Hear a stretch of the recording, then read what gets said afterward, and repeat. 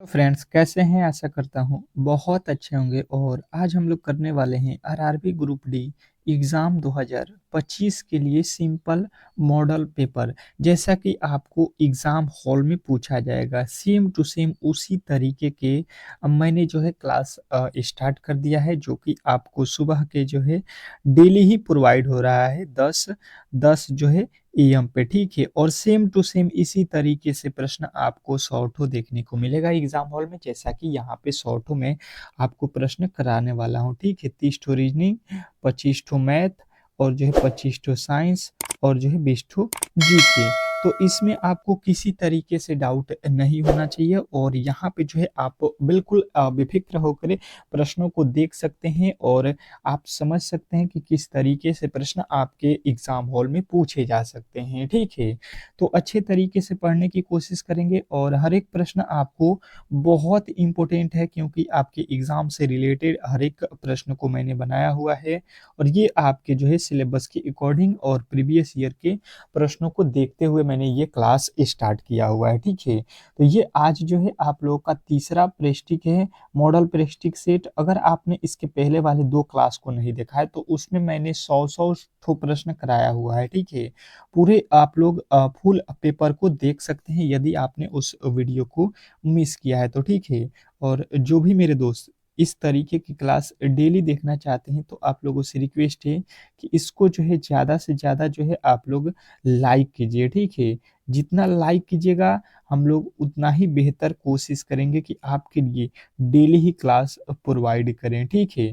तो आप लोग जो है कमेंट बॉक्स में एक बार ज़रूर बताइएगा कि ये क्लास आप लोगों को रेगुलर कराते रहना चाहिए या नहीं, ठीक है। और जैसे कि आपको चैप्टर वाइज भी मैंने पढ़ाना स्टार्ट कर दिया है यूट्यूब पे फ्री ऑफ कॉस्ट में, फुल टू फुल सब्जेक्ट आपको पढ़ाऊंगा आरआरबी ग्रुप डी का। तो आप लोग बेफिक्र होकर तैयारी कीजिए यहाँ से, ठीक है। चलिएगा, पहले जो है पहले रीजनिंग के प्रश्नों को सॉल्व करते हैं और पहला प्रश्न आपके सामने है। और आपको जैसे कि मालूम है कि इस सिंपल पेपर को हम हमेशा जो है टेस्ट के तौर पे रखते हैं और हर एक प्रश्न के लिए आपको मिलते हैं 10 सेकंड का समय। तो इस 10 सेकंड में कोशिश कीजिए कि ये प्रश्न आप लोग बना दे। कह रहा है कि दी गई आकृति में कितने त्रिभुज हैं। त्रिभुजों की संख्या जो है आपसे पूछा गया है इस प्रश्न में, तो काउंट कीजिए कि इसमें टोटल त्रिभुजों की संख्या कितनी है। बताइएगा, जो भी मेरे दोस्त देख रहे हैं बेहतर तरीके से बताने की कोशिश करेंगे कि त्रिभुजों की संख्या क्या है। देखिए मैं बता देता हूँ, यहाँ पे सबसे पहले इस तरीके से देखिए, ये जो लकीर है इस तरीके से पहले इतने को काउंट करते हैं। यहाँ पे कितने लकीर है? 1 2, ठीक है। और एक और है 3, तो 3 लकीर है तो काउंट कीजिए 1 2 3 और ये हो गया 4। अब इसके काउंट करने का तरीका जो है आप लोग कभी भी नहीं भूलेंगे, बेहतर तरीके से याद रखेंगे। देखिए जो भी अंक आपने लिखा, 1 लिखा, फिर 2 लिखा, फिर 3 लिखा, फिर 4 लिखा, 4 ठो इसमें त्रिभुज जो है इस तरीके से बन रहे थे, तो ठीक है। तो यहाँ पे क्या करना है आपको, इन सबको जोड़ देना है। तो 2 और 1 3 3 6 4 10, यानी कि कोई पूछेगा तो टोटल त्रिभुजों की संख्या आपको यहाँ पे इस तरीके से होगा तो 10, यानी कि 10 ठो यहाँ पे बनेगा। और उसी तरीके से यहाँ से जब गिनेंगे, जब हम लोग यहाँ से गिनेंगे तो फिर जो है हमें 10 ठो मिलेगा, ठीक है। और फिर जब यहाँ से हम लोग काउंट करेंगे, ठीक है, यहाँ से जब काउंट करेंगे तो फिर हमें यहाँ पे भी 10 ठो मिलेगा, यानी कि 10 10 10 3 बार हो गया, यानी कि तीनों जोड़ दीजिएगा तो आपका राइट उत्तर बनेगा 30 ठो। यदि आपने ऑप्शन नंबर डी को बताया है तो बिल्कुल राइट उत्तर है। और फिगर काउंटिंग से इसी तरीके के थोड़े से जो है आपको जो है थोड़े से डिफिकल्ट कह सकते हैं, ये प्रश्न आपको दिया जाएगा, ठीक है। तो बेहतर तरीके से आप जो है प्रश्न को बना सकते हैं। थोड़े से आपको डेली ही रिवीजन की जरूरत है तो डेली ही क्लास ज्वाइन कीजिए। अगला प्रश्न कह रहा है कि नीचे दिए गए अंक समूह का उपयोग करके कौन सा अंक समूह नहीं बनाया जा सकता है, ठीक है। अब नहीं बनाया जा सकता है ये आपको बताना है और बताने की कोशिश करेंगे। ये सबसे हलवा प्रश्न है आज का, तो ये सभी के प्रश्न बन जाने चाहिए और आपको इस प्रश्न के लिए मिलते हैं मात्र 10 सेकंड के समय। ये 10 सेकंड भी बहुत अधिक हैं इस प्रश्न के लिए। और जैसे कि आपको मालूम है कि डेली ही क्लास का पीडीएफ जो है मैं आपको पीडीएफ जो है फ्री में देता हूँ, ठीक है। पीडीएफ क्या है, आपको डेली ही क्लास की फ्री है, तो आप यदि आप इस पीडीएफ को लेना चाहते हैं, ठीक है, तो आपको इस क्लास के जो है डिस्क्रिप्शन में लिंक होगा, ठीक है, उसको व्हाट्सएप ग्रुप का लिंक है, उसको ज्वाइन कीजिए, क्योंकि वहां पे मैं डेली ही क्लास के पीडीएफ को देता हूं फ्री में, क्योंकि आप लोग जो है इस क्लास को लेकर जो है अपना प्रिपरेशन अच्छे तरीके से कर सकते हैं, ठीक है। इसके लिए जो है आप 2 दिन 3 दिन के बाद रिवीजन इस क्लास को करना चाहेंगे तो आप पीडीएफ से बहुत अच्छे तरीके से कर सकते हैं, ठीक है। तो आप लोग जरूर ले लीजिएगा। और जिनको भी जो है लिंक से जो है आप लोग ज्वाइन नहीं हो रहे हैं, तो आपको यहाँ पे व्हाट्सएप नंबर दिखाई दे रहा होगा, ठीक है। तो ये जो है आप लोग जो है इस पे आप लोग मैसेज करके जुड़ जाइएगा, ठीक है।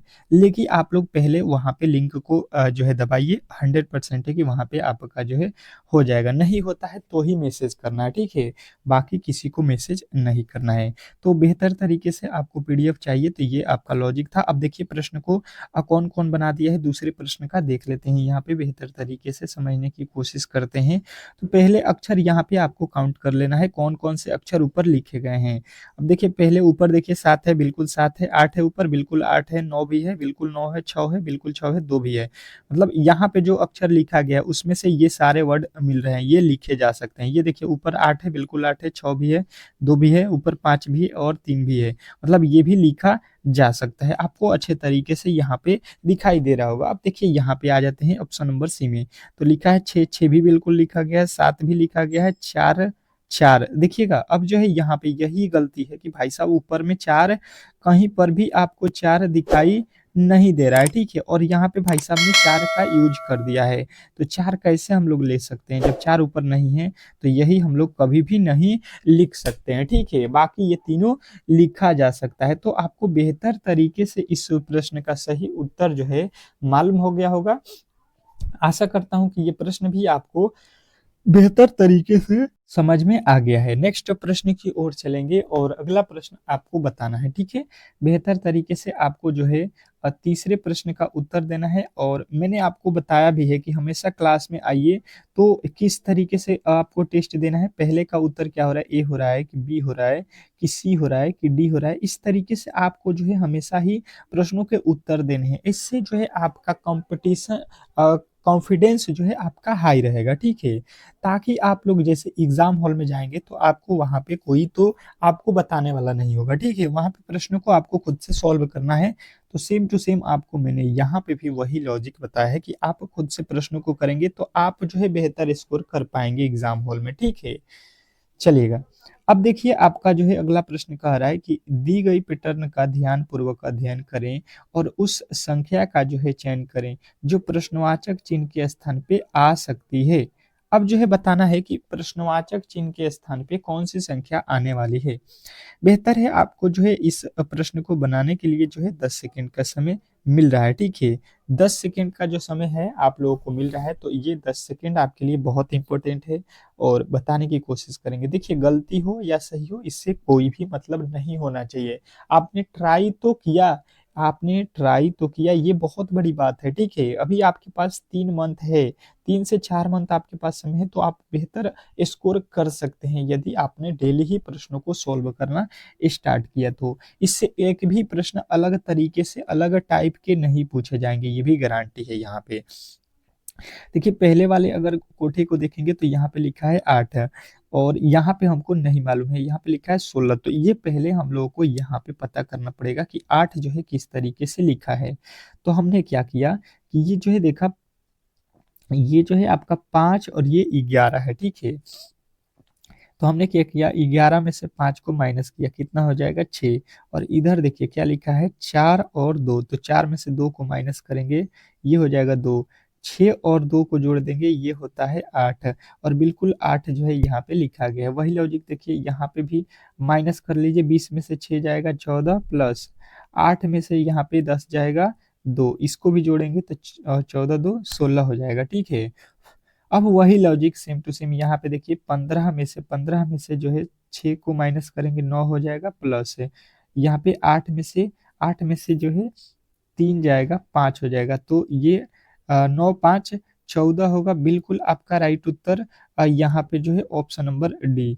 तो आशा करता हूँ कि ये प्रश्न भी आपको अच्छे तरीके से समझ में आ गया होगा और ऐसे प्रश्नों को कभी भी आप गलती नहीं करेंगे। नेक्स्ट प्रश्न की ओर चलेंगे और अगला प्रश्न आपके सामने है।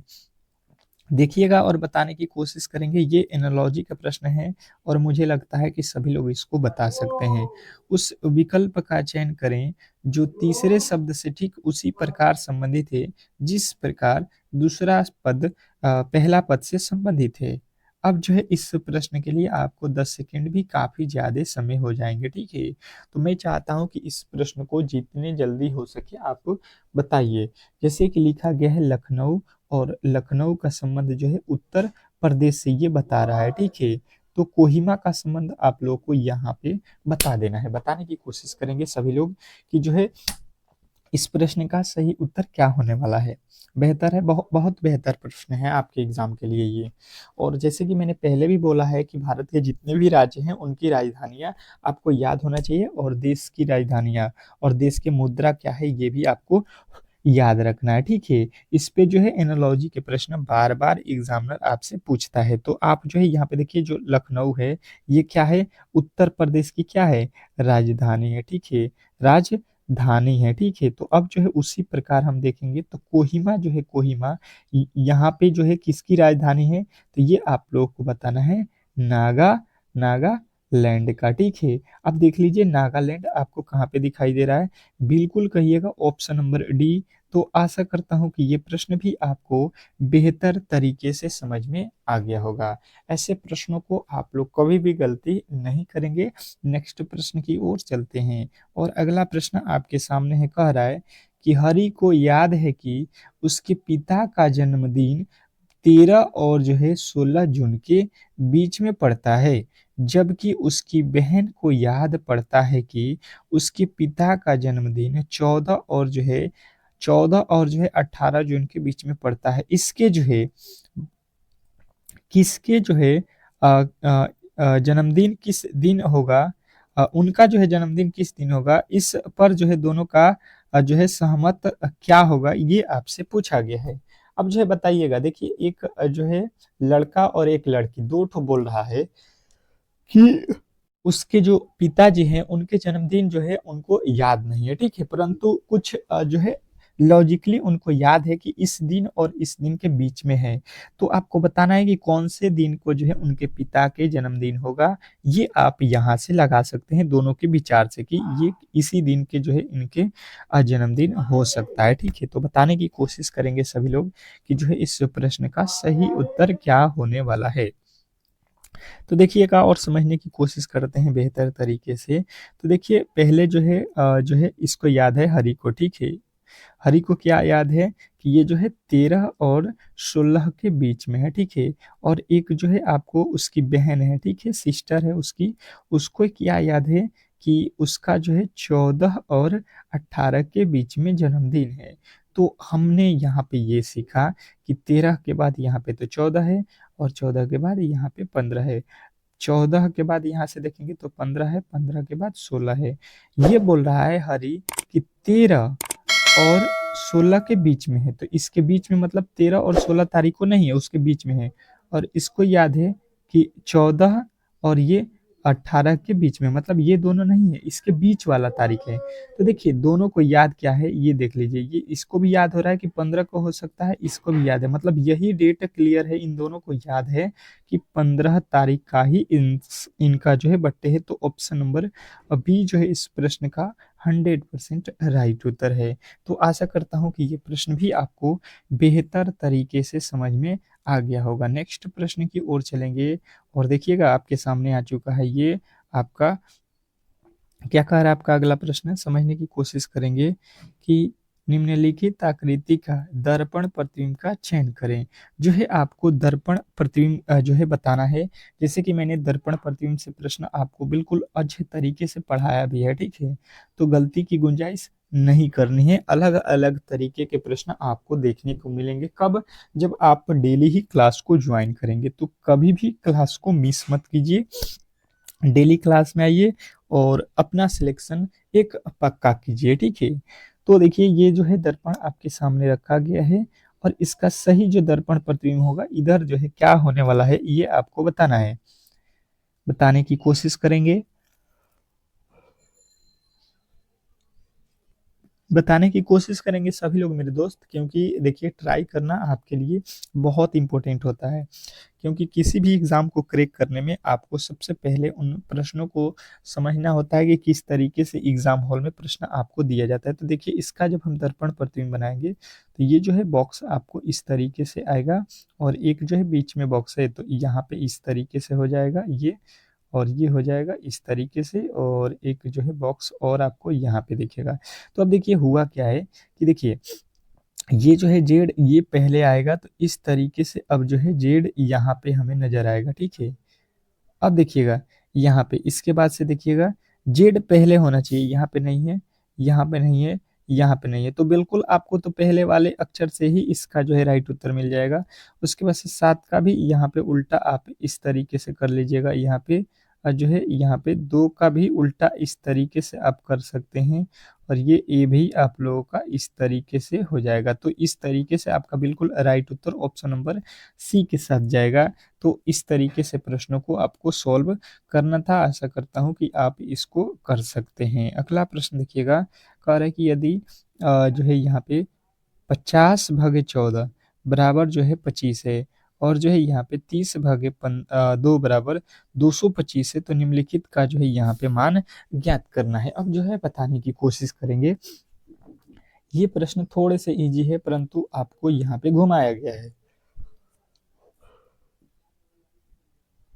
है बहुत ईजी, प्रश्न है बहुत ईजी, परंतु आपको जो है थोड़े से यहाँ पे लॉजिकली आपको सोचना पड़ेगा। जैसे कि मैंने प्रश्न इस तरीके के कराया भी है क्लास में आपको। जब क्लास आपको मैं बताता हूँ तो क्लास को भी ज्वाइन कीजिए, इस सिंपल पेपर को भी देखिए, क्योंकि देखिए आपको यहाँ पे जो है रणनीति बनाना होगा, ठीक है? जिस रणनीति से हम चल रहे हैं बहुत बेहतर स्कोर करेंगे। तो यहाँ पे देखिएगा बेहतर तरीके से समझने की कोशिश करते हैं। और एक बात बता दूं कि अभी साइंस और जीके और मैथ ये तीनों ही क्लास अभी आपको बाकी है, तो प्लीज अंत तक देखना है वीडियो को, ठीक है? तो ही आप बेहतर स्कोर कर सकते हैं एग्जाम हॉल में। तो देखिए हम क्या करेंगे, 50 है, 50 में 10 से भाग देने को बोला, भाग दिया मैंने, हो गया यहाँ पे 5, परंतु ये लिखा है 25, मतलब 5 का वर्ग कर देंगे तो ये हो जाएगा 25। सेम टू सेम वही लॉजिक यहाँ पे देखिएगा, 30 लिखा है, 30 में हम 2 से भाग देंगे, ये होगा 15, ठीक है? और 15 का वर्ग कर देंगे तो ये हो जाएगा 225। बात क्लियर आपको समझ में आ रहा होगा, ठीक है? तो अब जो किएगा यहाँ पे लिखा है 110, इसमें 2 से भाग देंगे, ये हो जाएगा 55, और 55 का स्क्वायर करेंगे तो ये इकाई अंक में क्या आएगा, 55 के इकाई अंक में हमेशा आएगा 5 है। अब देखिए इकाई अंक में यहाँ पे 0, यहाँ पे 1, यहाँ पे 0, मतलब ये तो कभी भी नहीं हो सकता है। किसी भी इकाई अंक जब अगर 5 है किसी भी संख्या के इकाई अंक में, तो उसका जो है वर्ग भी 5 ही होगा। तो ऑप्शन नंबर बिल्कुल आपको सी जो है इस प्रश्न का राइट उत्तर बताना था। आशा करता हूँ कि ये प्रश्न भी आपको बेहतर तरीके से समझ में आ गया होगा। नेक्स्ट प्रश्न की ओर चलते हैं, और अगला प्रश्न आपके सामने है। क्या कह रहा है आपका अगला प्रश्न, बताने की कोशिश करेंगे। ये भी थोड़े से एनालॉजी टाइप का प्रश्न है, परंतु कोडिंग डिकोडिंग के आधार पे है। कह रहा है कि उस विकल्प का चयन करें जो तीसरे अक्षर से ठीक उसी प्रकार संबंधित है जिस प्रकार दूसरा अक्षर पहले अक्षर से संबंधित है। अब बताइएगा, यहाँ पे बताने की कोशिश करेंगे। बोला गया है कि उस विकल्प का चयन करना है जिस तरीके से ये पहला अक्षर है, इसका संबंध दूसरे अक्षर से हो रहा है, ठीक है? तो यहाँ पे तीसरे का संबंध हमको चौथे से बता देना है, बिल्कुल पहले वाले के तरीके के जैसे। अब जो है आपके सामने 10 सेकेंड का जो समय है वो स्टार्ट हो चुका है, और आपको किसी तरीके की गलती नहीं करनी है। बेहतर तरीके से इस प्रश्न का जवाब देना है, तो बताने की कोशिश करेंगे कि इस प्रश्न का जो सही उत्तर है वो क्या होने वाला है। बहुत इंपॉर्टेंट प्रश्न है ये आपके क्लास के लिए, तो गलती की गुंजाइश नहीं होनी चाहिए, और बताने की कोशिश करेंगे सभी लोग। बताइए इस प्रश्न का राइट उत्तर क्या होने वाला है।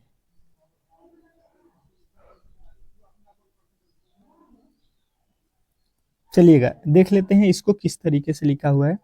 ये जो है सी का कोड कितना होता है, 3 होता है, और एच का कोड कितना होता है, 8 होता है। तो 3 से 8 पे गया है, मतलब 5 प्लस किया है। ओ देखिए, ओ से यहाँ पे टी लिखा है, ओ होता है 15 पे, टी होता है 20 पे, मतलब 15 से 20 यानी कि फिर 5 जोड़ा है, फिर ओ से टी गया है, मतलब फिर +5 किया है।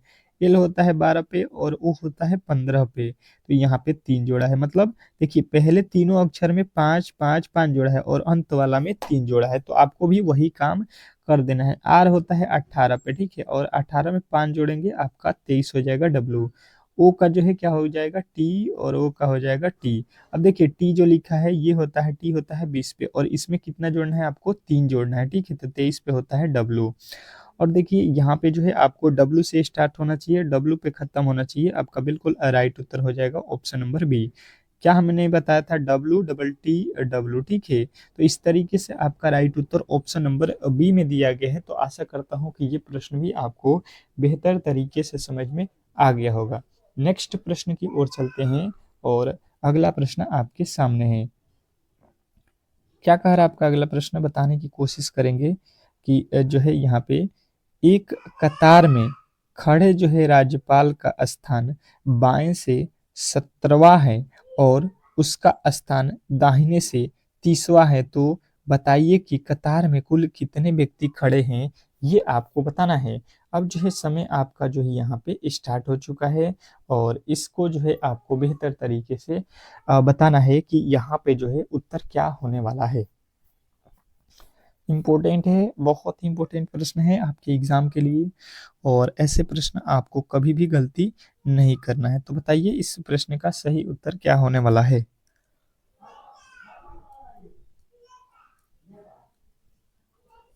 बताइए इस प्रश्न का जो सही उत्तर है वो क्या होने वाला है।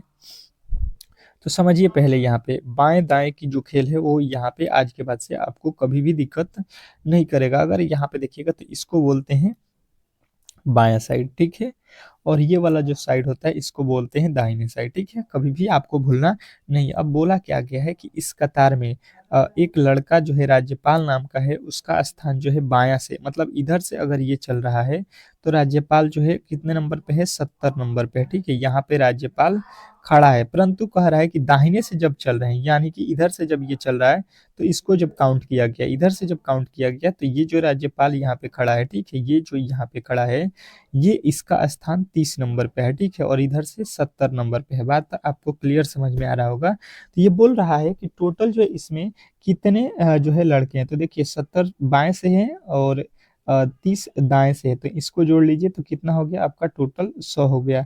लेकिन आपने एक बात नोटिस की होगी कि आप देख रहे हैं कि बाएं से भी उसको गिने हैं और दाहिने से भी गिने हैं, राज्यपाल को 2 बार काउंट किए हैं, तो इसमें से एक बार ही राज्यपाल उसमें खड़ा होगा, 2 बार कैसे खड़ा होगा, यानी कि जो है 99 जो है इसमें लोग होंगे, एक व्यक्ति 2 बार थोड़ी ना खड़ा होगा, हमने गलती से 2 बार काउंट किया है, एक बार दाहिने से एक बार बाएं से, वो तो एक बार ही खड़ा होगा एक व्यक्ति है तो इस तरीके से आपका राइट उत्तर आपको यहाँ पे 99 जो कि सही उत्तर था। नेक्स्ट प्रश्न देखिएगा आप लोगों के सामने आ चुका है। क्या कह रहा है, कुछ दिए गए कथनों में से कौन सा निष्कर्ष कथन का जो है तार्किक रूप से अनुसरण करता है, ये आपको बताना है कि कौन सा कथन जो है अनुसरण कर रहा है। अब जो है आपके पास समय जो है स्टार्ट हो चुके हैं और इसका जो है सही उत्तर क्या होने वाला है ये आपको बताना है। बताने की कोशिश करेंगे सभी लोग कि इस प्रश्न का सही जो उत्तर है वो क्या होने वाला है। इम्पोर्टेंट है, बहुत इंपॉर्टेंट है और समय के साथ जो है आपको इस प्रश्न का सही उत्तर बताना है। तो बताने की कोशिश कीजिए, बताने की कोशिश कीजिए सभी लोग कि इस प्रश्न का सही जो उत्तर है वो क्या होने वाला है। इम्पोर्टेंट है, बहुत इम्पोर्टेंट है और ऐसे प्रश्न को गलती नहीं करना है।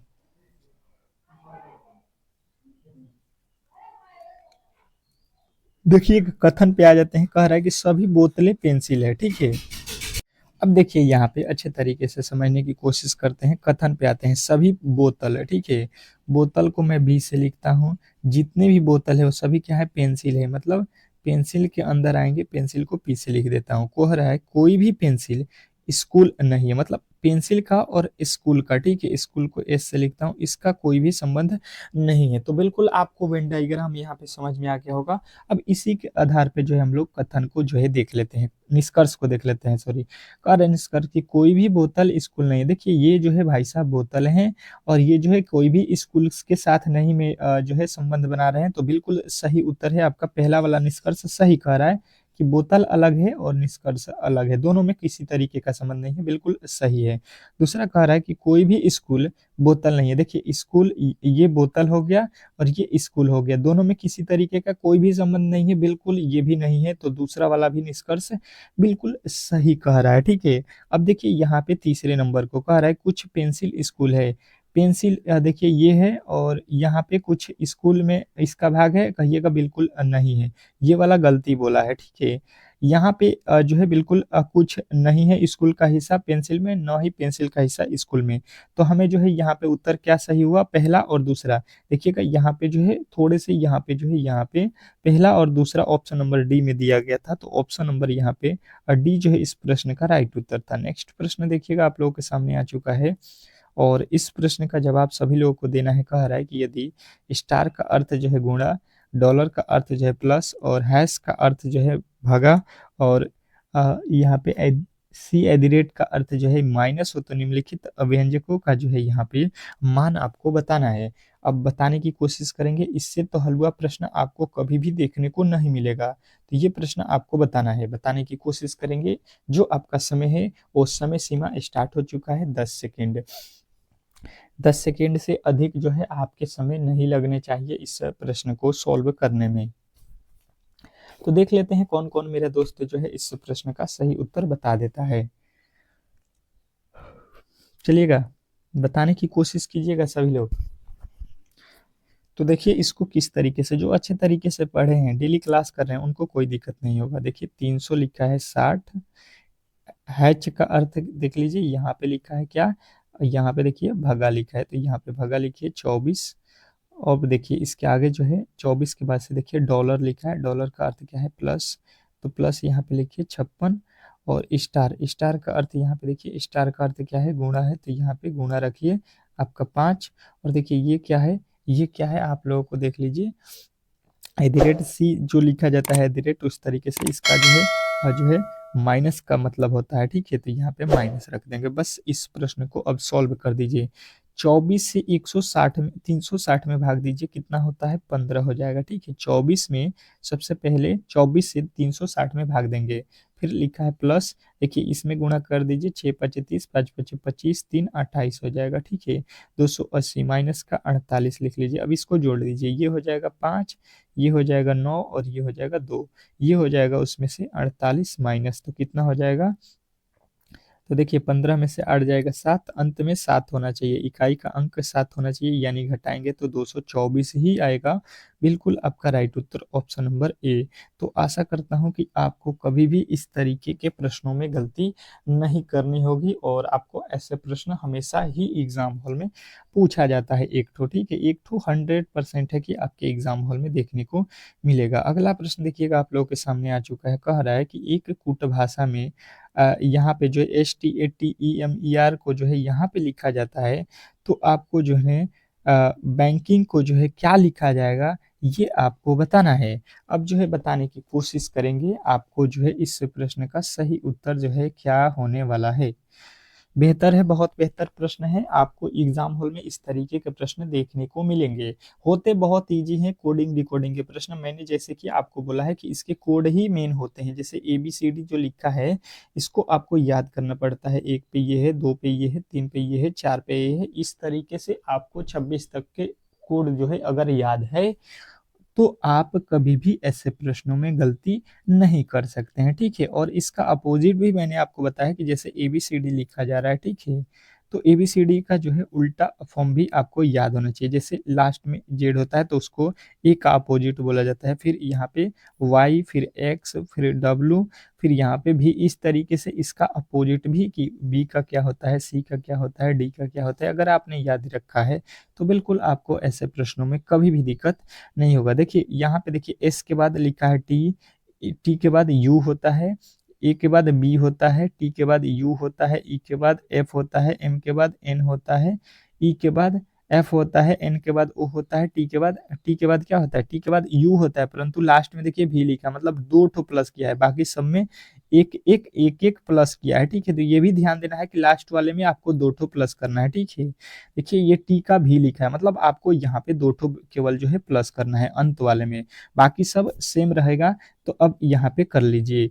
पहले देखिए बी में, बी के बाद क्या होता है सी, सी से आपका जो है उत्तर ये स्टार्ट होना चाहिए, फिर ए के बाद होगा बी, एन के बाद होता है ओ, उसके बाद से यहाँ पे के बाद होता है एल, आई के बाद होता है जे, और एन के बाद होता है ओ, और देखिए जी, जी के बाद आपको अंत वाला में दो ठो जोड़ना है। ठीक है, जी के बाद एच, एच के बाद आई आपको लिखना है। ठीक है, तो ये आपको गलती नहीं करना था, और इसी में प्रश्न आपको जो है अंत वाले अक्षर से ही आप गलती कर सकते थे। ठीक है, नेक्स्ट प्रश्न की ओर चलते हैं, और अगला प्रश्न आपके सामने है, कह रहा है कि कपिल की ओर इशारा करते हुए आदित्य ने कहा कि उसके पिता, आदित्य ने कहा कि उसके पिता मेरे पिता के, मेरे पिता के पिता की बेटी के पति हैं। अब देखिएगा, अ, आदित्य जो कह रहा है कि उसके पिता,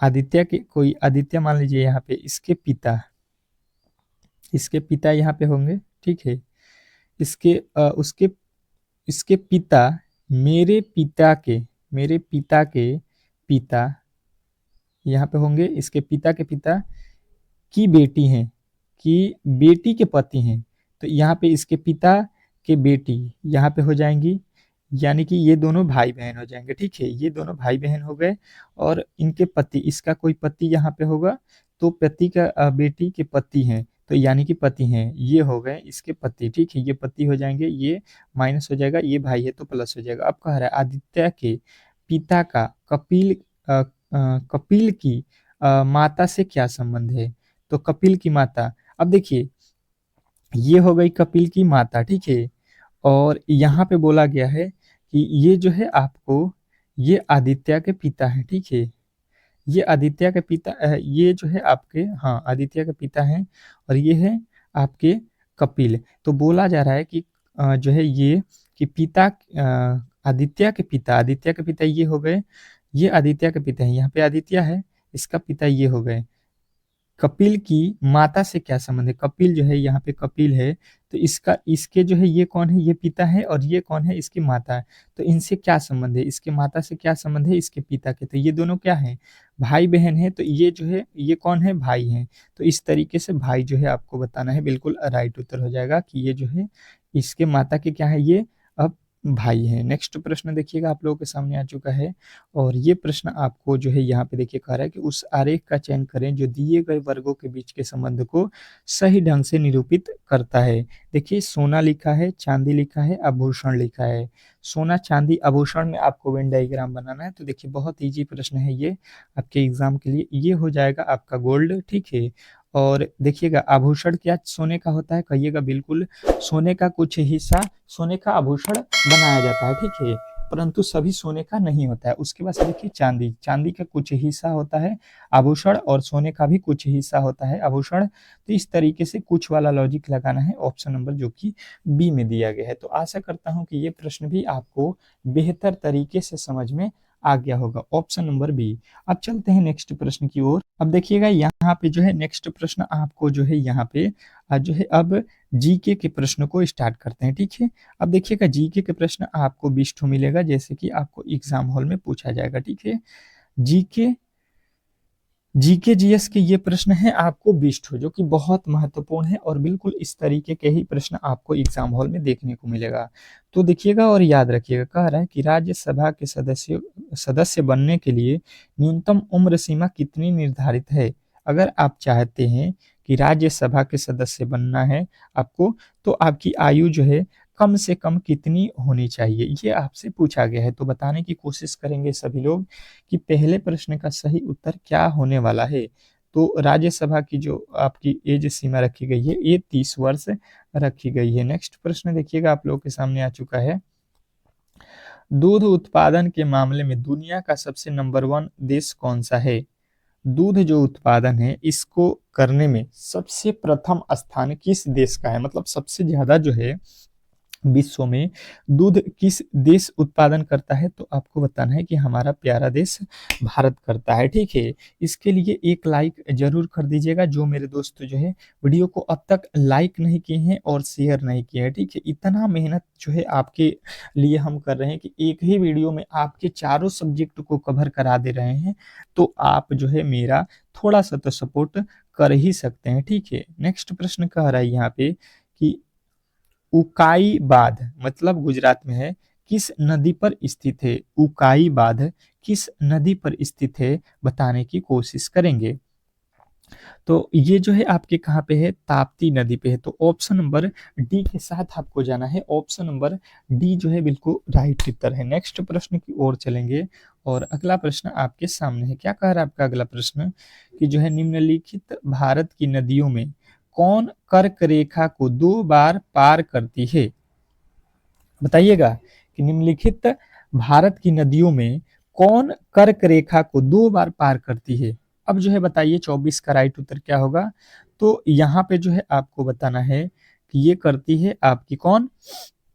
माही नदी, ठीक है। तो माही नदी जो है कर्क रेखा को 2 बार पार करती है। ऑप्शन नंबर ए के साथ आपको जाना है। अगला प्रश्न कह रहा है कि भारत में पंचायती राज अधिनियम कब लागू हुआ था?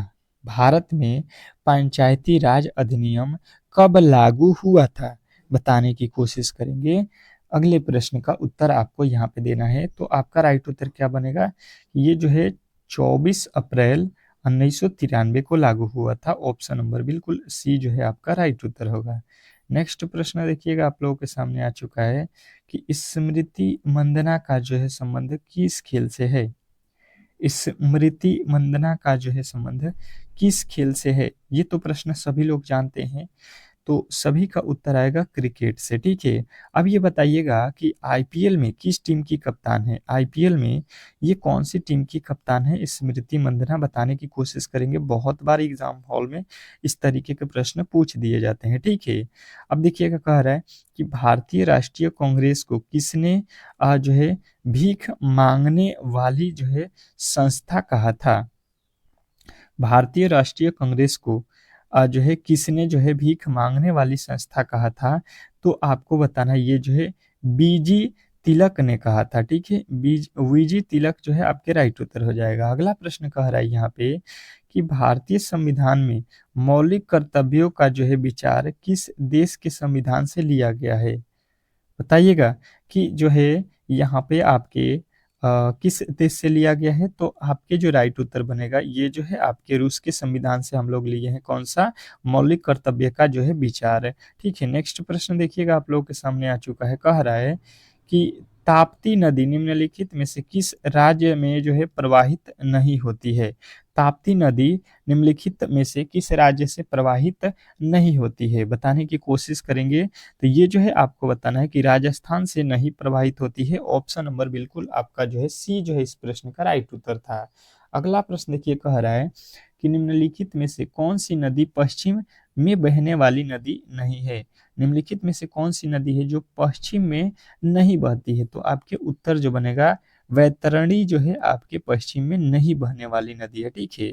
तो ऑप्शन नंबर ए जो है बिल्कुल राइट उत्तर था। अगला प्रश्न देखिए कह रहा है कि भारत लोकसभा में राजस्व सीटों का जो है क्वांटन 1971 की जो है जनगणना पर आधारित है। यह जो है निर्धारण किस वर्ष तक जो है यथावत रहेगा?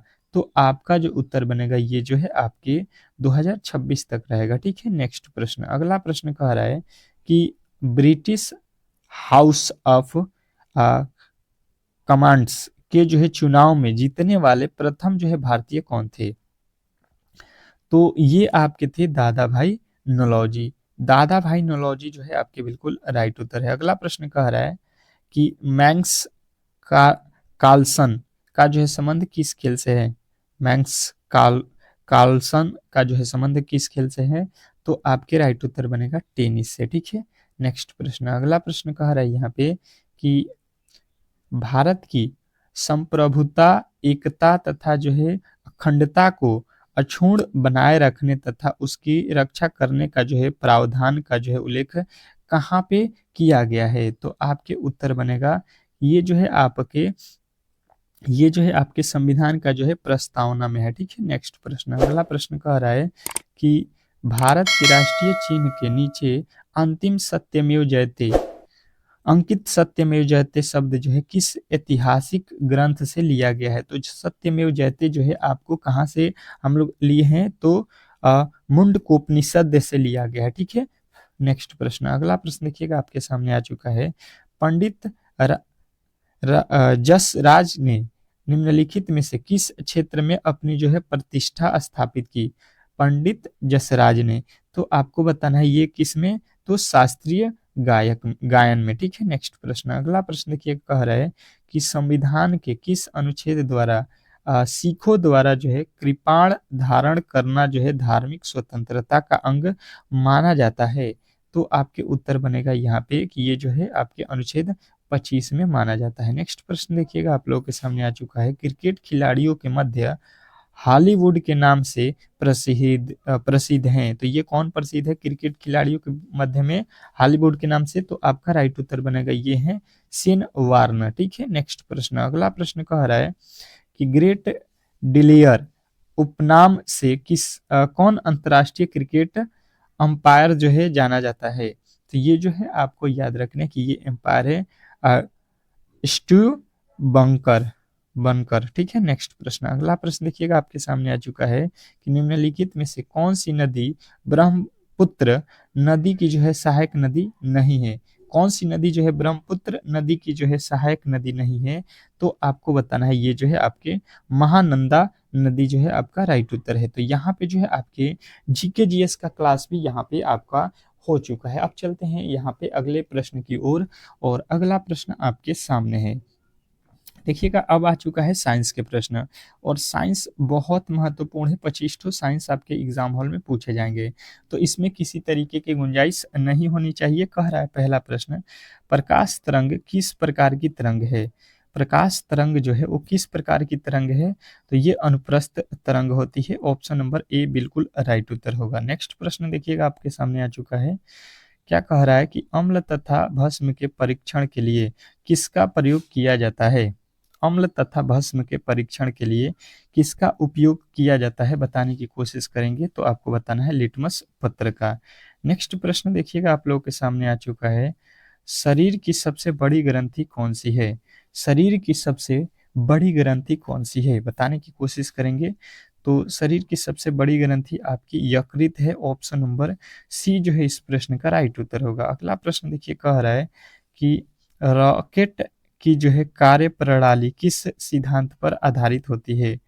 रॉकेट की कार्य प्रणाली किस सिद्धांत पर आधारित होती है?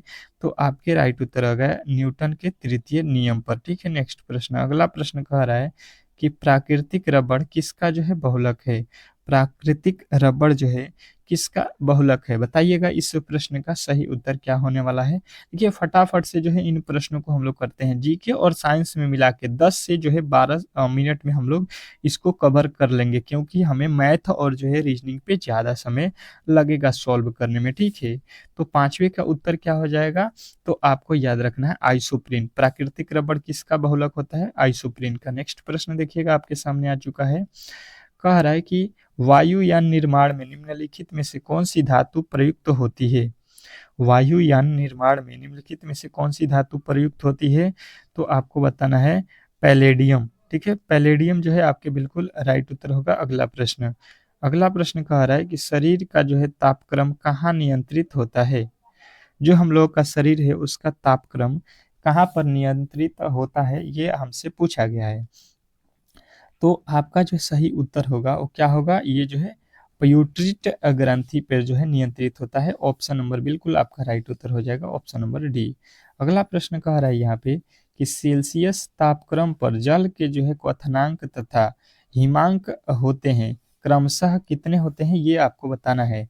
जो मतलब बराबर कितने पे होते हैं जो है सेल्सियस तापक्रम पर जो है क्वथनांक आपको बताना है तथा जो है हिमांक बताना है आपको। तो ये जो है आपके 100 डिग्री सेल्सियस और तथा जो है 0 डिग्री जो है सेल्सियस पर होता है। ठीक है, नेक्स्ट प्रश्न, अगला प्रश्न देखिएगा आपके सामने आ चुका है कि विद्युत मोटर निम्न सिद्धांत के अनुसार कार्य करता है। मतलब विद्युत मोटर जो है निम्न में से किसके सिद्धांत पे कार्य करता है, ये आपसे पूछा गया है। तो आपका जो उत्तर आएगा ये फैराडे के जो है नियम पे कार्य करता है, ठीक है। तो आपका राइट उत्तर यहाँ पे मिल गया, ऑप्शन नंबर जो है ए जो है इस प्रश्न का राइट उत्तर होगा। अगला प्रश्न देखिएगा आपके सामने आ चुका है। क्या कह रहा है आपका अगला प्रश्न कि ध्वनि का प्राव मानव के जो है कान में कितने समय तक रहता है। ध्वनि का प्रभाव जो है मानव के कान में कितने देर तक रहता है, तो आपका उत्तर बनेगा 1/10 सेकेंड तक, ठीक है। नेक्स्ट प्रश्न, अगला प्रश्न कह रहा है कि अमीबा में भोजन का जो है अंतर्ग्रहण किसके द्वारा होता है। अमीबा में भोजन का जो है अंतर्ग्रहण जो है किसके द्वारा होता है, तो आपका राइट उत्तर बनेगा ये जो है कुटपाद के द्वारा होता है। नेक्स्ट प्रश्न देखिएगा आप लोगों के सामने आ चुका है कि फूलों को कृत्रिम रूप से पकाने के लिए कौन सी गैस प्रयुक्त की जाती है, तो ये जो है आपको याद रखने की ये हम लोग करते हैं एसिटिलीन का, ठीक है। एसिटिलीन से जो है फलों को पकाते हैं, ठीक है। अगला प्रश्न देखिएगा, कह रहा है आपके सामने कि डीजल इंजन का आविष्कार किसने किया था। डीजल इंजन का जो है आविष्कार किसने किया था, तो आपका राइट उत्तर बनेगा यहाँ पे रूडोल्फ, ठीक है। नेक्स्ट प्रश्न देखिएगा आप लोगों के सामने आ चुका है, बहुत इंपॉर्टेंट है। प्रकाश का वेग कितना होता है, ये बहुत बार एग्जाम हॉल में प्रश्न पूछा गया है, तो वीवीआई आप लोग इसको करके रखिएगा। तो आपका राइट उत्तर हो जाएगा 3 × 10⁸ मीटर प्रति सेकेंड। नेक्स्ट प्रश्न देखिएगा आप लोगों के सामने आ चुका है कि निम्नलिखित में से कौन एंजाइम लार में पाया जाता है। निम्नलिखित में से कौन सा एंजाइम है जो लार में पाया जाता है, तो आपको बताना है टाइलिन, ठीक है। टाइलिन जो है लार में पाया जाने वाला एंजाइम है। अगला प्रश्न कह रहा है वाहन पीछे से आने वाली वस्तुओं को देखने के लिए किसका उपयोग करता है। तो वाहनों में जो है पीछे देखने के लिए हम लोग किसका उपयोग करते हैं, उत्तल दर्पण का, सॉरी उत्तल दर्पण जो है आपको याद रखना है। अगला प्रश्न कह रहा है स्टेनलेस स्टील एक मिश्र धातु है जबकि वायु में एक क्या है, तो ये जो है आपको बताना है कि ये जबकि वायु में ये क्या होता है, मिश्रण होता है, ठीक है। नेक्स्ट प्रश्न, अगला प्रश्न देखिए कह रहा है यहाँ पे कि व्यापारिक वैसनिग्न किसके जो है किसके निकाला जाता है, किसने मतलब किससे निकाला जाता है, तो आपके जो उत्तर बनेगा ये किससे निकाला जाता है, पेट्रोलियम से निकाला जाता है, ठीक है। नेक्स्ट प्रश्न, अगला प्रश्न कह रहा है एक स्वस्थ मनुष्य का रक्तचाप होता है, तो एक स्वस्थ मनुष्य का जो रक्तचाप होता है 120/80 होता है, ठीक है। नेक्स्ट प्रश्न, अगला प्रश्न कह रहा है कि सूर्य ग्रहण के समय सूर्य का जो है कौन सा भाग दिखाई देता है। सूर्य ग्रहण के समय जो होता है उस समय सूर्य का कौन सा भाग जो है दिखाई देता है, तो आपका जो उत्तर बनेगा ये होगा जो है किरीट दिखाई देता है, ठीक है। नेक्स्ट प्रश्न, अगला प्रश्न कह रहा है कि जो है यहाँ पे ताप के सेल्सियस पैमाने पर परम जो है शून्य ताप होता है, तो ताप पे जो है परम शून्य ताप जो है -273 डिग्री सेल्सियस होता है। नेक्स्ट प्रश्न कह रहा है यहाँ पे कि प्रकाशीय फाइबर किस सिद्धांत पर कार्य करता है। प्रकाशीय फाइबर किस सिद्धांत पे कार्य करता है, तो आपके उत्तर बनेगा कि प्रकाशीय फाइबर जो है आपके पूर्ण आंतरिक परावर्तन के सिद्धांत पे कार्य करता है। नेक्स्ट प्रश्न कह रहा है यहाँ पे कि मनुष्य के मस्तिष्क की सबसे बाहरी झिल्ली कौन सी है, तो मनुष्य की मस्तिष्क की सबसे बाहरी झिल्ली जो है ड्यूरामीटर जो है आपकी है, ठीक है। ड्यूरामीटर आपको याद रखना है। अगला प्रश्न कह रहा है कि अल्फ्रेड नोबेल ने किसका जो है आविष्कार किया था। अल्फ्रेड नोबेल जो है वो किसका आविष्कार किया था, तो आपको बताना है ये जो है डायनामाइट का जो है आविष्कार किया था। नेक्स्ट प्रश्न देखिएगा आप लोगों के सामने आ चुका है कि समन में कौन सी गैस प्रयुक्त होती है। अग्निशमन में जो है किसका प्रयोग होता है, तो आपका राइट उत्तर बनेगा कार्बन डाइऑक्साइड का। तो इस तरीके से आज का क्लास जो है यहाँ पे देखिएगा साइंस का भी समाप्त हो चुका है 25 का। अब चलते हैं मैथ के प्रश्नों की ओर और मैथ के फटाफट से जो है प्रश्नों को देख लेते हैं। तो चलिएगा यहाँ पे मैथ के पहले प्रश्न की ओर, ठीक है। चलिएगा देखिएगा मैथ का जो है प्रश्न पहला हम लोग सॉल्व करने वाले हैं। जैसा कि आपको मालूम है कि मैथ के 25 प्रश्न आएंगे और बिल्कुल इसी तरीके के प्रश्न आएंगे जिस तरीके से आपको यहाँ पे देखने को मिल रहा है, ठीक है। हर एक चैप्टर से प्रश्न आपको मिलेंगे, हर एक टाइप के प्रश्न मिलेंगे जिस तरीके से आपके एग्जाम हॉल में पूछा जाएगा। तो पहला प्रश्न आपसे बोल रहा है कि किसी वृत्त की त्रिज्या में 50% की कमी कर देने पर उसके क्षेत्रफल में कितने प्रतिशत की कमी होगी। तो जो भी मेरे दोस्त ग्रुप डी में सिलेक्शन लेना चाहते हैं तो उनको मैंने पहले भी बताया हुआ है कि मेरे दोस्त आप लोग जो है ज़्यादा से ज़्यादा मेरे वीडियो को लाइक कीजिएगा, तो ही मैं इस तरीके के कंटेंट डेली प्रोवाइड करूँगा, ठीक है। तो लाइक आपको डेली जो है कहना ना पड़े, आप बेहतर से बेहतर तरीके से जो है आप लोग वीडियो को लाइक करें, शेयर करें। और देखिए प्रश्न जो है आपको बहुत सरल तरीके से मैं बताऊंगा, ताकि आप लोगों को एग्जाम हॉल में मैथ में किसी तरीके की दिक्कत न हो। बोला गया है कि वृत्त की त्रिज्या 50% बढ़ा दी जाए तो उसके क्षेत्रफल में कितने परसेंट की कमी होगी। क्षेत्रफल में कितने परसेंट की कमी होगी, यहाँ पे बढ़ाना नहीं है, क्षेत्रफल भी घटाना है, ठीक है। अगर त्रिज्या घटाना है तो क्षेत्रफल भी घटेगा, बिल्कुल घटेगा। तो देखिए यहाँ पे हुआ क्या है, अच्छे तरीके से देखेंगे। मान लेते हैं कि त्रिज्या आपका कितना है, 100% है, ठीक है। अब जो है नया पे इसका त्रिज्या जब निकालेंगे तो इसमें बोला गया है 50% कमी कर दीजिए, पहले 100 था, अब जो है इसमें 50 की कमी कर देंगे तो अब त्रिज्या जो है नया पे कितना आ जाएगा, नया पे त्रिज्या क्या हो जाएगा आपका 50 हो जाएगा। अब देखिए वृत्त का क्षेत्रफल क्या होता है, पाई आर स्क्वायर। तो देखिए यहाँ पे वृत्त का क्षेत्रफल लिखेंगे एरिया, तो पाई आर स्क्वायर लिखेंगे। अगर यहाँ पे भी वृत्त का क्षेत्रफल निकालेंगे नए वाला का, जब कमी होगा तो ये हो जाएगा पाई आर स्क्वायर। देखिए इसमें भी पाई है, इसमें भी पाई है, तो पाई का तो कोई महत्व नहीं है क्योंकि दोनों तरफ है तो दोनों में बराबर हो जाएगा। अब देखिए यहाँ पे आर स्क्वायर है तो यहाँ पे 100 का स्क्वायर कर दीजिएगा तो एरिया या इसका कितना मिल जाएगा, तो ये हो जाएगा आपका जो है 10,000 है, ठीक है। इसका स्क्वायर करेंगे तो ये कितना हो जाएगा, 50 का स्क्वायर, 5 पचे 25 हो जाएगा, यानी कि 2500।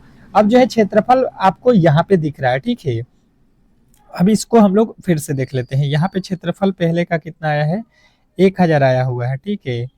और इसका क्षेत्रफल कितना हुआ हुआ है कमी करने के बाद से, तो 2500 हो रहा है। तो बोल रहा है कितने परसेंट की कमी हुई है क्षेत्रफल में, तो देख लीजिए यहाँ से यहाँ में कितने परसेंट की कमी हुई है, घटा लीजिए। तो घटाएंगे तो ये हो गया 0 0 और ये हो जाएगा 75, ठीक है। 7500 हो जाएगा कमी, कितने पर, तो कितने पे कमी होगा, तो आपको पहले कितना था, तो 10,000 था, गुणे हम करेंगे किसका, 100 से, 2 जीरो से 2 जीरो, 2 जीरो से 2 जीरो कट जाएगा, यानी कि हम लोग का जो कमी होगा वो 75% का हो जाएगा। बिल्कुल आपके राइट उत्तर ऑप्शन नंबर सी में दिया गया है। तो आशा करता हूँ कि ये प्रश्न भी आपको अच्छे तरीके से समझ में आ गया होगा और ऐसे प्रश्नों को कभी भी आप लोग गलती नहीं करेंगे। नेक्स्ट प्रश्न की ओर चलते हैं और अगला प्रश्न आपके सामने है। क्या कह रहा है आपका अगला प्रश्न, बहुत मजेदार प्रश्न है। कह रहा है कि हेमंत ने 10 गाड़ी 30 रुपये प्रति लाभ पर, 30 रुपये प्रति लाभ पर तथा 12 गाड़ियां 60 रुपये प्रति साड़ी लाभ पर जो है बेची। अच्छा जी, ये हेमंत कह रहा है कि साड़ी जो है 30 रुपये प्रति लाभ पर जो है लाभ पर तथा जो है 12 60 रुपये प्रति लाभ पर बेचा। शेष बची जो है 20 साड़ियों में से प्रत्येक को कितने लाभ पर बेचिए ताकि कुल साड़ी का जो है औसत लाभ जो है 75 रुपया प्रति जो है हो जाए। अब देखिएगा इस तरीके के प्रश्नों को किस तरीके से सॉल्व करते हैं, बहुत इजी है। आपको यहाँ पे ध्यान देना है, टोटल साड़ी कितनी है, पहले देखिए 10 साड़ी बेचा हुआ है, फिर यहाँ पे देखिएगा 12 साड़ी बेचा हुआ है, शेष जो है 20 साड़ी है तो इसको भी बेच रहा है ये। तो देखिए टोटल 12 10 और 20 कितने हो गए साड़ी, तो ये हो गया आपका टोटल साड़ियों की संख्या 42 और इसका औसत कितना है, प्रत्येक साड़ी पर वो कमाना चाहता है 75 रुपये, तो 75 से गुणा कर दीजिए, ये कितना हो जाएगा टोटल। यहाँ पे अगर आप गुणा करते हैं यहाँ पे कर लीजिए 75 में किससे गुणा करना है आपका 42 से, तो ये हो जाएगा 5 दूना 10, 7 दूना 14, 1 15, 4 5 20, 7 चौका 28 और 2 30 हो गया, ठीक है। तो यानी कि आ जाएगा आपका 0 5 1 3 31 30 हो गया। अब कह रहा है कि यहाँ पे 10 साड़ी जो है बेचा हुआ है कितने पे, 10 का निकाल लीजिए, 10 का लाभ कितना हुआ है 130, तो इसका वैल्यू निकालेंगे तो ये आ जाएगा 1300 रुपया, ठीक है।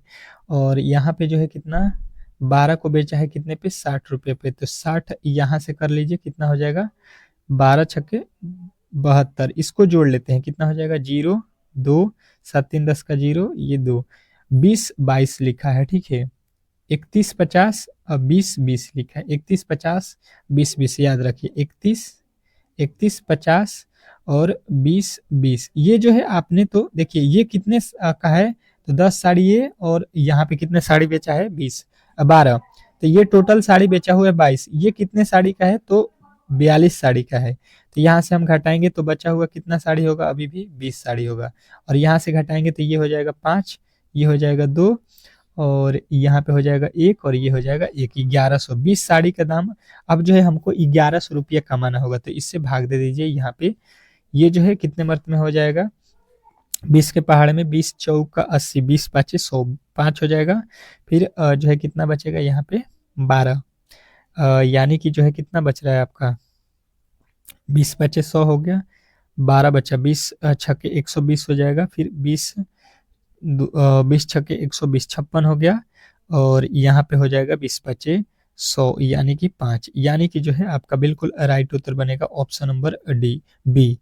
तो इस तरीके से इस प्रश्न को बनाना था। देखिए टोटल जो इसने लिया है कितना, तो जो है साड़ी लिया है 42, उसमें से 20 को बेचा हुआ है, तो उसको कितना फायदा हो गया है, 20 को बेचा हुआ है, तो यहाँ पे 2025 रुपया उसको फायदा हो गया। लेकिन वो बोला है कि टोटल हमको जो है लाभ कमाना है कितना, 3150 रुपया, मतलब 75% हर एक साड़ी पे, तो उसको और कमाना पड़ेगा 1125, 20 साड़ी को बेच के। तो इसमें 20 से हमने भाग दे दीजिए, बिल्कुल राइट उत्तर आपका ऑप्शन नंबर बी बन गया। नेक्स्ट प्रश्न देखिएगा।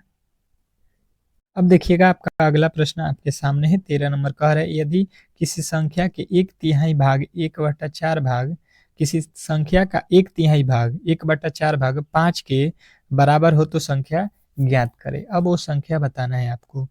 तो देखिए सिंपल है, आप लोग अच्छे तरीके से देखिए। किसी संख्या, तो संख्या नहीं मालूम है, एक्स संख्या है, इसका 1/3, 1/3 मतलब 1/3 भाग, उसका 1/4 भाग, उसी संख्या का बोला है, 1/3 भाग और 1/4 भाग करने पे जो है आपके 5 के बराबर हो जाएगा, ठीक है। अब देखिए इसके नीचे कुछ नहीं, तो एक है, ऊपर का गुणा ऊपर कीजिए, एक्स हो जाएगा, ये हो जाएगा 4×3 12, यहाँ पे हो जाएगा 5/1। तो यहाँ पे एक्स का गुणा एक में करेंगे तो एक्स एक में एक्स हो जाएगा, ये हो जाएगा 12×5 = 60, यानी कि जो है वो संख्या हम लोगों का कितना हो गया, यहाँ पे 60 हो जाएगा, ठीक है। 60 का अगर आप करते हैं 1/3, फिर उसका 1/4 भाग, तो आपको मिलेगा यहाँ पे 5।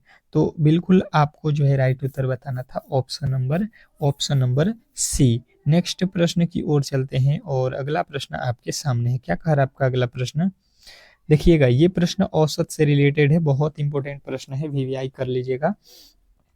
8 संख्याओं का औसत 42 है, यदि प्रत्येक संख्या में 9 घटा दिया जाए तो प्राप्त संख्याओं का नया औसत क्या होगा। अब बताइएगा यहाँ पे कि कोई 8 संख्या है, ठीक है, इसका औसत जो है आपको बता रहा है कि 42 है। तो मैंने इस तरीके के प्रश्न आपको कल भी बताया था कि इस तरीके के प्रश्नों को किस तरीके से सॉल्व करना है, ठीक है। बहुत सरल तरीके से मैंने आपको क्लास में बताया भी था, और आपने यदि समझा था तो इसमें तो मुझे लगता है कि 2 सेकंड भी काफ़ी था इस प्रश्न को, जितना देर आपको पढ़ने में लगे, अगर आपने पिछले वाले वीडियो को देखा होगा तो। तो आपको मैंने बताया था कि जब भी औसत का बात हो, ठीक है, औसत का बात हो और आपसे बोला जाए कि किसी संख्या से गुणा कीजिए, तो डायरेक्ट औसत में ही गुणा करना है। किसी संख्या को जोड़िए तो डायरेक्ट औसत में ही जोड़ना है। अगर किसी संख्या को घटाना है तो किसी संख्या को डायरेक्ट औसत में ही घटा दीजिएगा, आपका जो है राइट उत्तर मिल जाएगा। ये कंडीशन होता है, ठीक है। तो यहाँ पे बोला गया है कि 9 घटाया जाए, तो 9 औसत में से डायरेक्ट ही हम घटा देंगे। औसत पहले कितना था ये देख लीजिए, औसत पहले हमारा था 42, ठीक है, पहले औसत 42 है और 9 इसमें से घटा दीजिएगा तो आपका कितना बचेगा, औसत यहाँ पे अब जो है 33 हो जाएगा, ठीक है। तो इजी था, यदि आपने पिछले क्लास को देखा होगा तो बिल्कुल आप लोग राइट उत्तर बता सकते थे। थोड़े से लॉजिक जो है आपको ध्यान में रखना है कि जब भी बोला जाए औसत में गुणा करना, घटाना संख्याओं में, तो औसत में से डायरेक्ट घटा देना है और गुणा कर देना है। नेक्स्ट प्रश्न देखिएगा, आप लोगों के सामने आ चुका है। कह रहा है यहाँ पे अगला प्रश्न कि 10 पैसे और जो है 4 रुपये का अनुपात क्या होगा। अब बताइएगा, यहाँ पे जो है आपके सामने जो है 10 सेकेंड का समय, ये 10 सेकेंड से अधिक समय नहीं लगना चाहिए, क्योंकि प्रश्न बहुत इंपॉर्टेंट है और ऐसे प्रश्न आपके एग्जाम हॉल में देखने को मिलेंगे। तो बेहतर तरीके से इस प्रश्न का जवाब सभी लोगों को देना है। बताइए, सबसे पहले यहाँ पे जो है इसके जो है वैल्यू बराबर होना चाहिए, इस तरीके से निकालिएगा अनुपात तो बिल्कुल गलत हो जाएगा कि लिख दीजिए 20 बट्टा जो है यहाँ पे 4 है, ये कट के आ जाएगा 4/1, यानी कि आपका ये 5/1, 5:1, ये बिल्कुल गलत हो जाएगा, ठीक है। तो इसको किस तरीके से बनाना है ये पहले समझ लीजिए। देखिए सबसे पहले होता क्या है कि यहाँ पे देखिए क्या लिखा है पैसा और यहाँ पे क्या लिखा है रुपया। तो ये दोनों ही कोड जब तक बराबर नहीं होंगे तब तक इसका औसत आप निकालिएगा तो गलत ही होगा। तो हम देखिए क्या करते हैं, सबसे पहले यहाँ पे लिखते हैं 20। 20 पैसा लिखा है तो पैसा लिखेंगे, ठीक है। 20 पैसा लिखा है, 20 पैसा लिख दीजिए। इसके बाद से यहाँ पे जो है क्या लिखा है 4 रुपया, इसका अनुपात निकालना है तो 4 रुपया यहाँ पे लिख दिया। ये देखिए 20 पैसा हो गया, ठीक है। और इधर भी हमको पैसा ही लाना है तो ही अनुपात निकलेगा। यहाँ पे रुपया है तो इसको पैसा में कन्वर्ट करेंगे। तो 4 4 और गुणे करना पड़ेगा 100, क्योंकि 1 रुपया बराबर कितना होता है 100 पैसा, तो इसीलिए 100 से गुणा कर दिया। तो ये हो जाएगा 20 पैसा से ये पैसा कट जाएगा और ये कितना हो जाएगा, गुणा करेंगे तो 400 हो जाएगा, ठीक है। अब ये 20 के पहाड़े में कितने मर्त में कटेगा, तो 20 एकम में 20 हो जाएगा, 20 दूना का ये कितना हो गया 40, यानी एक अनुपात कितना बना हमारा 20। एक अनुपात 20 बिल्कुल राइट उत्तर है, जो कि आपके ऑप्शन नंबर किस में दिया गया है, ऑप्शन नंबर सी में। तो आशा करता हूं कि ये प्रश्न भी आपको बेहतर तरीके से समझ में आ गया होगा और ऐसे प्रश्नों को कभी भी आप लोग गलती नहीं करेंगे, ठीक है। तो आज का क्लास हम लोग यहीं पे समाप्त करते हैं। और जो भी मेरे दोस्त इस क्लास को डील करना चाहते हैं तो आप लोगों से रिक्वेस्ट है कि वीडियो को ज़्यादा से ज़्यादा लाइक कीजिए, चैनल को ज़्यादा से ज़्यादा सब्सक्राइब कीजिए, ठीक है। मिलते हैं नेक्स्ट वीडियो में, तब तक के लिए जो है धन्यवाद। आपको ऐसे ही डेली क्लास ज्वाइन करना है।